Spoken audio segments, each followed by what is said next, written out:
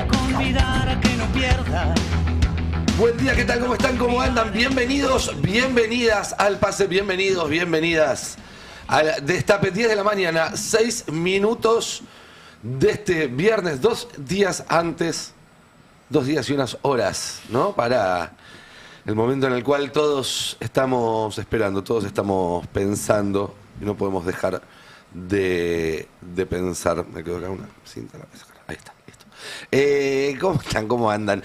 Día de nervios, día donde ya la euforia va bajando y entonces empiezan a sobrevenir los hormigueos, pero hay varias novedades importantes que me parece que vale la pena repasar, volviendo por un minuto a la política nacional e internacional, para luego regresar un poco a la cancha de fútbol, porque tampoco nos podemos ir muy lejos. Ayer, y esto no lo van a ver probablemente si entran en los portales argentinos, sí en el Destape Web, pero en el resto no lo encontré, o lo encontré con algún título que no te da mucha idea de lo que pasó, pero básicamente Donald Trump, el presidente de Estados Unidos, dio un mensaje por cadena nacional. No es estrictamente una cadena nacional, allá no hay una ley de cadena nacional, pero es lo más parecido de estos mensajes al país, donde básicamente sentó las bases para impugnar o manipular las elecciones de medio término que se celebran en noviembre allí en Estados Unidos. Puso en duda el sistema electoral, apuntó contra China, dijo que las votaciones del 2020, donde él había perdido la reelección, fueron ilegales, que hay senadores que fueron elegidos en ese turno y que no deberían poder ejercer su voto, y de esta manera quiere evitar que la oposición tenga mayorías o eventualmente poder de bloqueo en el Congreso. Y obviamente prometió que no iba a permitir que esto vuelva a suceder este año y que iba a hacer todo lo posible para que esto no suceda, lo cual de alguna manera preanuncia una interferencia, una injerencia que habrá que ver hasta qué punto llega, pero que nos tiene que preocupar a todos. ¿Por qué? Ahora se los voy a comentar, pero primero escuchemos al presidente de los Estados Unidos anoche haciendo esta declaración. Esta noche anuncio la desclasificación y publicación inmediata de inteligencia crítica que revela vulnerabilidades impactantes en nuestra infraestructura electoral. Esta evidencia demuestra que el sistema electoral que tenemos se expone peligrosamente y realmente expone a niveles que nunca se creyeron posibles al hackeo, la explotación y la interferencia extranjera. De igual manera preocupante, esta información vital ha sido encubierta y ocultada durante muchos años a ustedes, el pueblo estadounidense, nuestro hermoso, nuestro gran pueblo estadounidense, pero todo eso cambia ahora mismo. Los documentos que publicaremos a partir de esta noche han sido recopilados por el Grupo de Trabajo de Transparencia Gubernamental de la Casa Blanca, un gran grupo de personas, junto con el personal de la Junta Asesora de Inteligencia del Presidente, con el apoyo de nuestros principales jefes de agencias de inteligencia, quienes han revisado personalmente los hallazgos que presentamos esta noche y han confirmado plenamente su autenticidad. Pueden ver estos documentos por sí mismos en whitehouse.gov. Eso es whitehouse.gov. Vayan a echarle un vistazo. Nuestro propósito al revelar esta información no es debilitar la confianza en las elecciones, sino ganarnos esa confianza al enfrentar las vulnerabilidades y corregirlas muy, muy rápidamente. Y eso es lo que estamos haciendo. Bueno, entonces básicamente tenemos acá al presidente de Estados Unidos diciendo que las elecciones de este año están comprometidas. Eso ya es muy duro porque significa que así como están no deberían poder hacerse. Si decís que están comprometidas no las podés hacer. Que va a corregir las vulnerabilidades, que necesita tomar medidas urgentes para evitar el hackeo del sistema electoral. En Estados Unidos cada estado vota distinto, pero en general se vota con voto electrónico. Chicos, voten en papel. Voten en papel y se les acaban todos estos problemas. Dijo que la culpa era de China. Insistió con que las elecciones que él perdió en 2020 estuvieron manipuladas también. Acusó a las cadenas de televisión de Estados Unidos de ser parte de una conspiración para manipular las elecciones y sugirió que podría revocar las licencias que tienen. Y dijo también que en orden de esta investigación van a confiscar los datos de los votantes en los estados que ellos consideren que hay algún tipo de compromiso. Y sabemos muy bien qué es lo que se hace hoy en día con esa clase de datos, ¿no es cierto?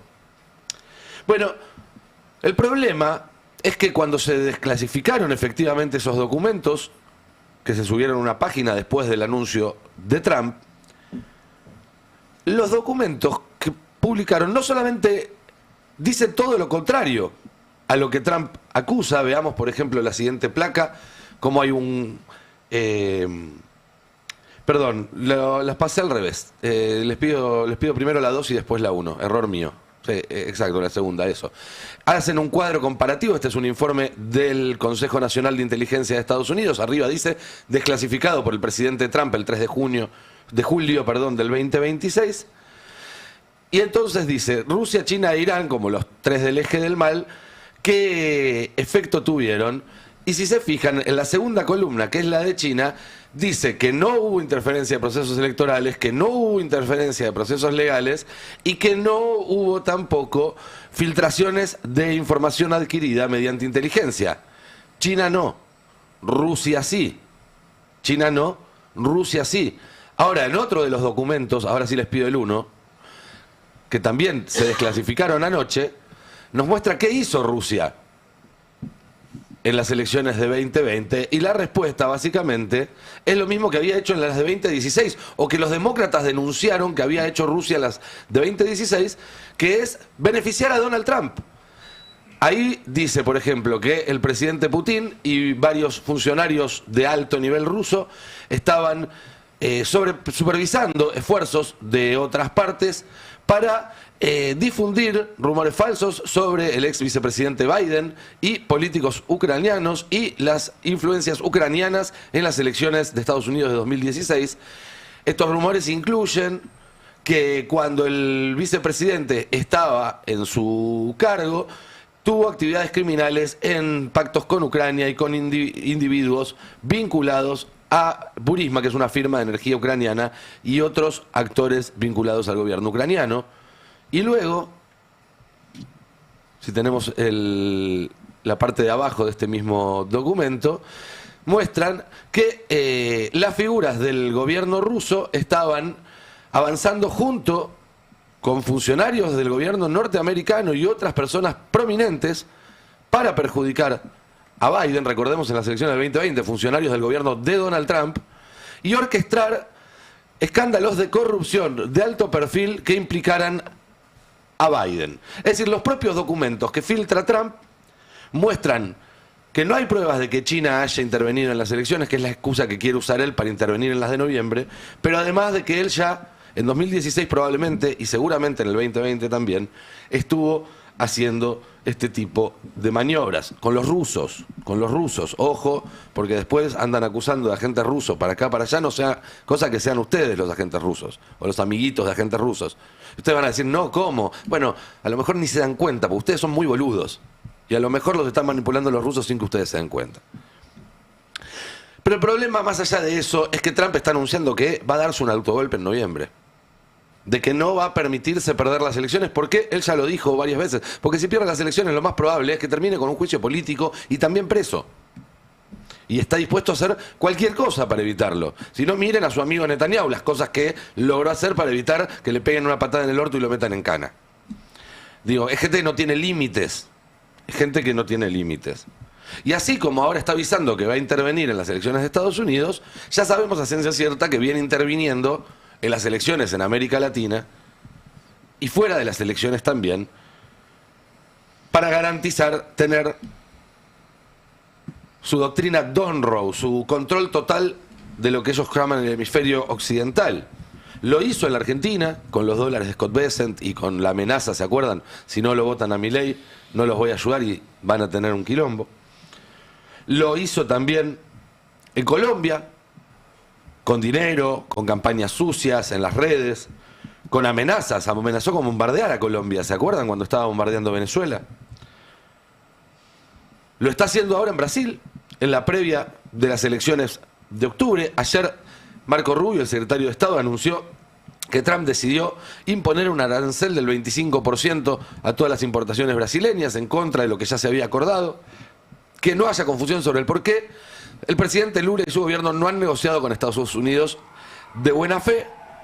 Sus políticas económicas son malas para los estadounidenses y malas para los brasileños, etcétera, etcétera, etcétera. Y vemos cómo esto forma parte de una campaña electoral, porque inmediatamente después de este tuit se sube Flavio Bolsonaro, el candidato de la oposición, a comentar la medida de Trump y las declaraciones de Rubio diciendo: Lula ya no tiene condiciones para ser el presidente de Brasil, estamos en un avión sin piloto. El Biden brasileño, y ahí ven cómo lo juntan con las denuncias de corrupción y de interferencia electoral que había hecho Trump, está gruñón y irresponsable y se ha convertido en un peligro para nuestra nación. Recordemos que, al igual que Trump, Bolsonaro, cuando perdió las elecciones contra Lula, intentó dar un golpe de Estado. Intentó denunciar fraude primero y luego dar un golpe de Estado. Y porque cuando no pueden lograr interferir en las elecciones por las buenas, eso no es un límite que ellos se pongan o que ellos se encuentren. Si no, miremos lo que hicieron en Venezuela, donde directamente agarraron, mandaron helicópteros, secuestraron al presidente, que ahora está en una cárcel en Nueva York, o lo que están haciendo en Cuba, que para forzar la salida del régimen o forzar al régimen a hacer negociaciones sumamente desventajosas, están dejando a la población sin comida y sin energía, una isla que no produce ninguna de las dos cosas, que está absolutamente bloqueada, y es un proceso que algunos han llamado este año un Gaza sin bombas. Porque lo único que les importa a ellos no son ni la democracia, ni la justicia, ni nada por el estilo. Lo único que les importa es pintar todo el mapa del mismo color, todo el mapa de América del mismo color, que puede ser el dorado de las torres de Trump, puede ser el verde de los dólares, o ese color medio tornasolado futurista que utiliza Silicon Valley y sus corporaciones en sus imágenes públicas. Y esa misma maquinaria se va a poner en marcha en Argentina el año que viene. A esta altura del partido, seguir haciendo de cuenta de que eso no va a pasar, lo único que nos sirve es para seguir perdiendo tiempo muy valioso. No podemos descontar que va a haber elecciones libres en la Argentina el año que viene. No podemos descontar que va a haber elecciones limpias en la Argentina el año que viene, cuando el Poder Judicial que tiene que supervisarlo es cómplice de este gobierno. Cuando los partidos políticos, los gobernadores que tienen que ejercer algún tipo de control, renuncian a hacerlo. Cuando el Congreso es un manojo de impotencia, cuando los medios de comunicación en su gran mayoría son cómplices, cuando el empresariado acepta la entrega del país a cambio de unos pocos beneficios.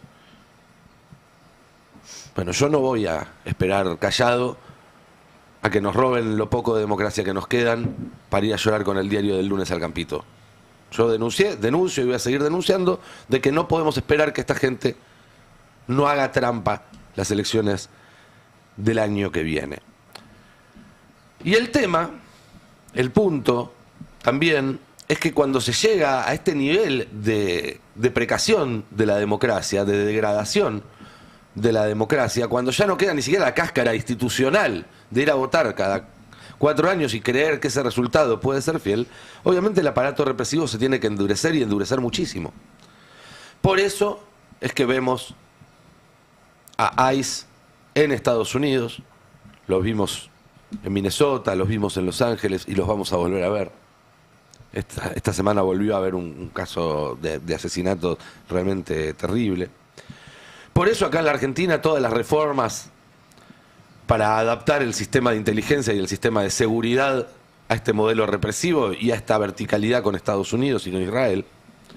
Por eso también el presupuesto extra para la CIDE, que esta semana volvió a recibir un buen paquete extra por decreto, sin que el decreto diga de dónde sacaron los fondos. Vieron que supuestamente si no decís de dónde sacar los fondos, nada vale en la Argentina. Bueno, la CIDE tiene una excepción. No solamente son los únicos que no tienen que explicar ni a dónde van los fondos ni de dónde los sacaron. Qué bárbaro, ¿no? Eso es anarcocapitalismo en todo su esplendor, pero con la nuestra.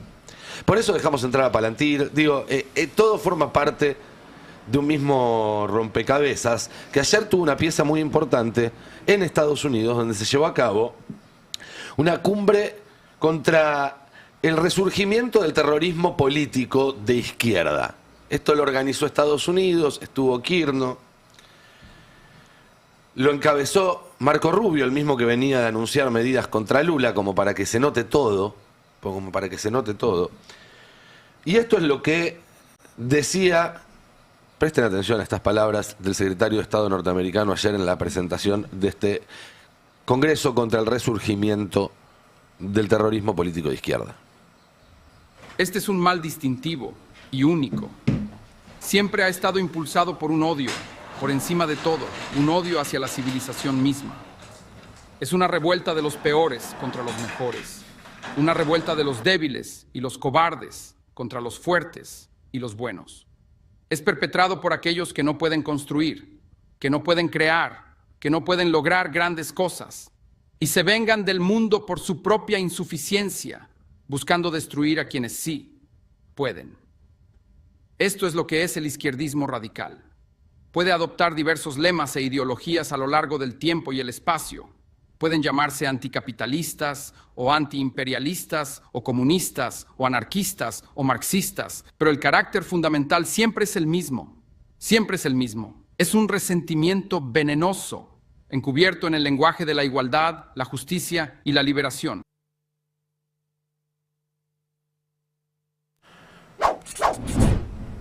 Bueno, está claro que lo que les molesta es la igualdad, la justicia y la liberación, ¿no? Él lo termina confesando, se le escapa.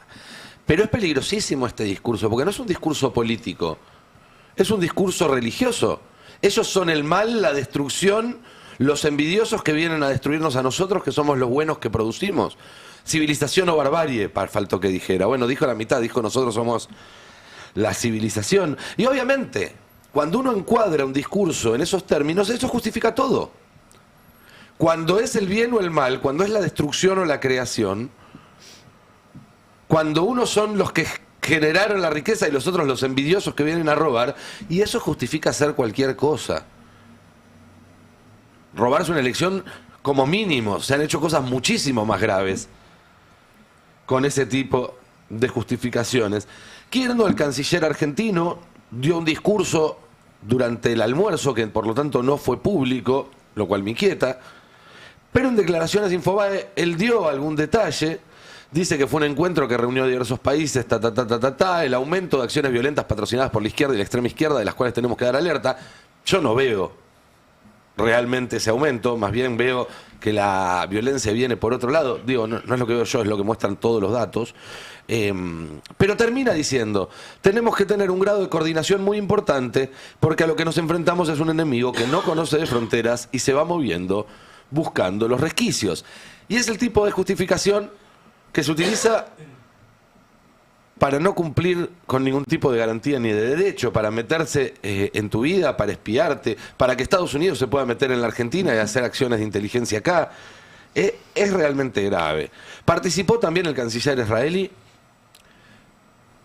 un congreso sobre terrorismo, con la participación de uno de los protagonistas del acto de terrorismo más grande de las últimas décadas. Digo, es de un nivel de hipocresía enorme desde ya. Y participó Stephen Miller, que es ese pelado narigón que cita a Goebbels en los discursos, que es el ideólogo, si se quiere, de la parte más nazi de la ideología del gobierno de Trump. Si es que hay una parte más nazi que las otras, vienen compitiendo bastante, porque del otro lado lo tenés a Peter Thiel, que básicamente quiere, bueno, ya saben, pero que dijo Miller, o enmarcó, mejor dicho, el encuentro de ayer en dos decisiones que había tomado Trump en septiembre del año pasado, que son básicamente el memorando de Seguridad Nacional 7 de septiembre del año pasado contra el terrorismo doméstico y la organización y la violencia política organizada,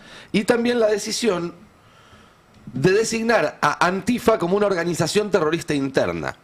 ¿Por qué es importante esto? Para empezar, porque no existe en realidad, más allá de este decreto, en la ley norteamericana, la idea de organización terrorista interna. Lo que existe es el concepto de organización terrorista externa, que es la excusa que utilizaron para invadir países sin tener autorización de la ONU. para secuestrar o matar personas. Al cambiarle el externo por interno, lo que están diciendo es vamos a hacer lo mismo acá adentro. ¿Contra quiénes? Contra Antifa, pero Antifa no es una organización. Antifa es un adjetivo. Antifa es un mote, una etiqueta que se pueden poner a sí mismos o se le puede poner a otro que sea antifascista, que sea de izquierda, que se oponga en cualquier forma a las políticas de estos tipos. Básicamente están diciendo, si te opones, si molestas, si sos una disidencia, te vamos a perseguir como perseguimos a Bin Laden. Te vamos a hacer lo que le hicimos a Maduro. ¿Qué hace ese decreto de septiembre del año pasado y que ayer Miller explícitamente trajo a la mesa? Bueno, dice que las agencias federales deben priorizar las investigaciones sobre identidades e ideologías bajo el paraguas del autodenominado antifascismo. Caemos todos. Antiamericanismo, anticapitalismo, anticristianismo, cualquier tipo de apoyo al derrocamiento del gobierno de Estados Unidos y hostilidad hacia valores tradicionales de familia, religión o moral. Esos valores tradicionales, por supuesto, los definen ellos. También dice que cualquier disturbio o acto de violencia o campaña de intimidación no forma parte de, o no debe ser investigado como incidentes aislados, sino como el resultado de campañas organizadas para moldear políticas públicas e impedir el funcionamiento de una sociedad democrática. Y en ese sentido instruye al Departamento de Justicia a usar todas las herramientas disponibles para arrestar y procesar a quienes promuevan violencia organizada, intimidación violenta y conspiraciones contra derechos, incluyendo financistas, coordinadores y planificadores. Si les suena un poco, es porque es la versión gringa de la ley antimafias que se aprueba acá. Una ley antimafias que impulsó Patricia Bullrich después de un viaje a Estados Unidos y que básicamente es un mecanismo muy similar para criminalizar la organización y expresión política disidente en todas las formas que molesten al poder. Y acá quería llegar, este es el punto al que quería llegar para redondear esta serie de ideas. En la idea de molestar al poder, que por supuesto, podrán decirme algunos, es un objetivo módico, es una vara baja, uno debería apuntar a hacer otras cosas con el poder más que molestarlo, ¿no es cierto? A disputarlo, a luchar, pero también es un objetivo que por módico que sea debe ser irrenunciable y que puede ser también muy poderoso, llegado el caso. ¿Por qué? Porque molestando al poder lo sacás de su eje y lográs que el poder no haga lo que tenía pensado hacer. Le cambiás los planes. Como cambiaron los planes del gobierno que ayer pensaba aprobar la ley para vender tierras argentinas y no pudieron. Le cambiaron por unos días quizás, pero no deja de ser un freno. En términos futbolísticos, y si me disculpan, pero me cuesta mucho pensar otra cosa, si no podés ganar ahora, tenés que generar las condiciones para ganar más tarde. Si no podés hacer 2 o 3 goles en los primeros 10 minutos, entonces tenés una táctica inteligente que te lleva a que en los últimos 10 minutos puedas hacer esos 2 o 3 goles, como viene haciendo el equipo argentino en este torneo. Porque no es casualidad que ningún partido de 16avos de final en adelante, cuando llegó al minuto 90 del segundo tiempo, tenía a la Argentina clasificada a la siguiente vuelta. Ninguno. Llegamos empatados al minuto 90 contra Cabo Verde, perdiendo al minuto 90 contra Egipto, empatados al minuto 90 contra Suiza, empatados al minuto 90 contra Inglaterra, y todos esos partidos los terminamos ganando. Y bien, imponiendo condiciones. ¿Por qué? Porque desde el primer minuto se sabía que era un partido largo y que era un trabajo de demolición. Molestar hasta que el plan del adversario se cae a pedazos y empiezan a entrar las piñas. No es ninguna ciencia, no lo estoy descubriendo yo. Y por eso es que al poder le molestan tanto las protestas. Porque los desgastan, porque los obligan a arriesgar o a ponerse en evidencia o a decir lo que ocultan o a hablar de lo que quieren silenciar. Porque ayudan a propiciar las condiciones de un triunfo que hoy quizás parece lejos. Por eso tratan de silenciarlas, de mandarlas abajo de la alfombra. Y lo digo también pensando acá en la Argentina y el desafío que tenemos por delante con un gobierno que sabemos que está dispuesto a todo, incluso a robarse una elección, como un manual de procedimientos. Si lo que vas a hacer no molesta a nadie, no lo hagas. Un tuit no molesta a nadie. Un proyecto de ley que queda cajoneado no molesta a nadie. Una declaración para la internita no molesta absolutamente a nadie. Cuando estén sentados con sus asesores pensando, che, ¿qué hacemos con esto y lo otro? Digan, bueno, a ver, lo que vamos a hacer, va a mover el avispero, va a cambiar un poco el amperímetro, va a generar espacios en el tablero para después poder hacer otra jugada. O simplemente lo hago para que después me pregunten qué hice y bueno, no, yo acá presenté el proyecto de ley. Tengo presentados como 20. Y si presentaste como 20 y ninguno pasó, a lo mejor el problema sea justamente ese. Y no digo pasar en el sentido de tener aprobación en las dos cámaras. No, que pase algo, que se mueva algo, que alguien grite para que salga, que la gente se entere, yo qué sé. Si no, digo, miren lo lejos que llegó un flaco que la noche anterior a un partido estaba nervioso en la habitación del hotel, agarró un tacho de pintura y una sábana. ¿No? Con un tacho de pintura y una sábana, el tipo molestó al imperio. Hizo que el primer ministro de un país que todavía tiene colonia, que todavía ocupa un tercio del territorio argentino, de un país que se cansó de conquistar, de colonizar, de matar, de expoliar, salgan a decir, ¡ay, sancionen a esos chicos! Pusieron una sábana, dice Malvinas. Los molestó, los obligó a hablar del tema. Está en todos lados. Milei sale a decir, gracias a nosotros hicimos enormes avances. Estás hace 2 años y medio, no avanzaste un centímetro. Al contrario, la política de Milei es todo lo contrario, es no molestar. Como el cartelito en la habitación del hotel, no molestar.